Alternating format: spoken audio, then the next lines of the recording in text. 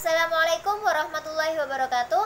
Perkenalkan, kami dari mahasiswa Teknologi Industri Pertanian Universitas Internasional Semen Indonesia yang beranggotaan ada saya Afrida Ulia Putri, kemudian ada teman saya Isnadia Nurziada dan juga ada teman saya Yuliana Indah Ayusa Fitri akan mempresentasikan tentang teknologi informasi dalam manajemen rantai pasok. Peran teknologi dalam rantai pasok. Menurut Asmuni tahun 2014, dengan adanya teknologi internet, World Wide Web, perdagangan elektronik dalam pola tertentu akan mengubah cara perusahaan melakukan bisnis dengan mengamati kinerja masa lalu dan tren historis untuk menentukan kuantitas produk terbaik dan biaya yang efektif. Disinilah teknologi informasi berperan dalam supply chain management.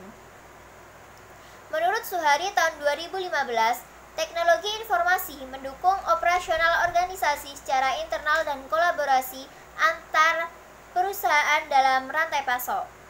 Dengan menggunakan jaringan data kecepatan tinggi dan dengan database, perusahaan dapat melakukan sharing data untuk mengelola rantai pasok secara keseluruhan dan mengelola dirinya sendiri dalam kedudukannya sebagai bagian dari rantai pasok.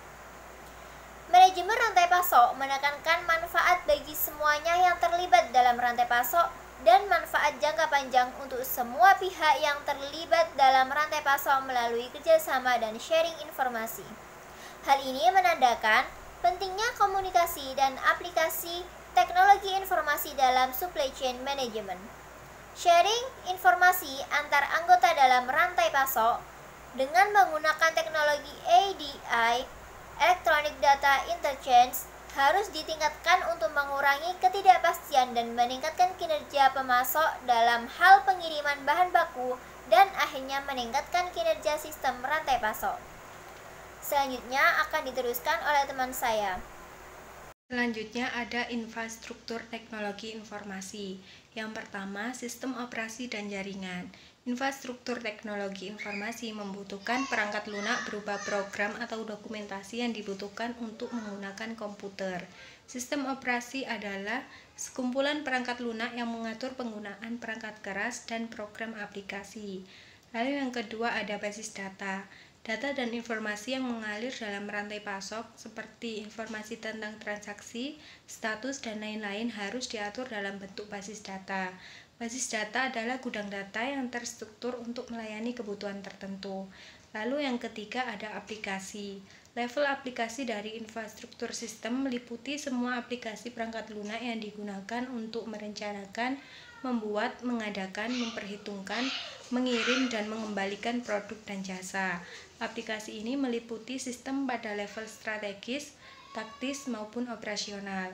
Dan yang terakhir ada presentasi. Bagian lain dari infrastruktur adalah presentasi yang meliputi graphical user interface untuk semua aplikasi dan teknologi komunikasi. Selain itu, perkembangan terakhir di bidang ini adalah teknologi radio frequency identification yang dengan cepat berkembang sebagai standar dalam alat presentasi. Selanjutnya ada komponen-komponen teknologi informasi dalam supply chain, yaitu ada Enterprise Resource Planning atau ERP. ERP adalah sebuah paket perangkat lunak yang berusaha mengintegrasikan seluruh departemen dan fungsi-fungsi dari sebuah perusahaan ke dalam satu sistem komputer yang dapat melayani kebutuhan berbagai departemen. Dalam perkembangan selanjutnya, ERP diperluas dengan mengintegrasikan proses-proses internal perusahaan dengan proses pemasok dan pelanggan untuk meningkatkan fungsionalitas dari rantai pasok. Isu-isu pengembangan teknologi informasi dalam manajemen rantai pasok. Yang pertama ada local optimization. Di dalam local optimization ini, anggota rantai pasok akan memfokuskan pada maksimasi keuntungan lokal atau minimasi biaya yang didasarkan pada pengetahuan yang terbatas. Kemudian yang B, insentif. Insentif ini mendorong munculnya perdagangan di dalam rantai penjualan yang sebelumnya tidak terjadi. Hal ini menimbulkan fluktuasi yang pada akhirnya menjadikan kemahalan bagi semua anggota. Wujud insentif berupa insentif penjualan, potongan kuantitas, promosi, dan juga kuota. Yang C, yaitu ada large lot. Dalam hal ini sering terjadi bias yang mengarah pada large lot karena cenderung mengurangi biaya per unit. Di satu sisi, jika pengiriman dalam jumlah yang banyak, misalnya ukuran truk penuh, akan mengurangi biaya per unit, tetapi tidak merefleksikan nilai penjualan yang sebenarnya. Kemudian ketiga isu tersebut biasanya memberikan kontribusi munculnya distorsi informasi tentang apa yang sebenarnya terjadi dalam rantai pasok. Oleh karena itu diperlukan sistem yang didasarkan pada informasi yang akurat tentang beberapa banyak produk yang benar-benar ditarik melalui rantai pasok. Ketidakakuratan informasi bukan kesengajaan, namun menimbulkan distorsi dan fluktuasi dalam rantai pasok dan menyebabkan apa yang diketahui sebagai bullwhip effect. Bullwhip effect ini merupakan fluktuasi kenaikan dalam order yang sering terjadi sebagai order yang bergerak melalui rantai pasok yang mengakibatkan kenaikan biaya seperti inventory, transportasi, pengiriman, dan juga penerimaan.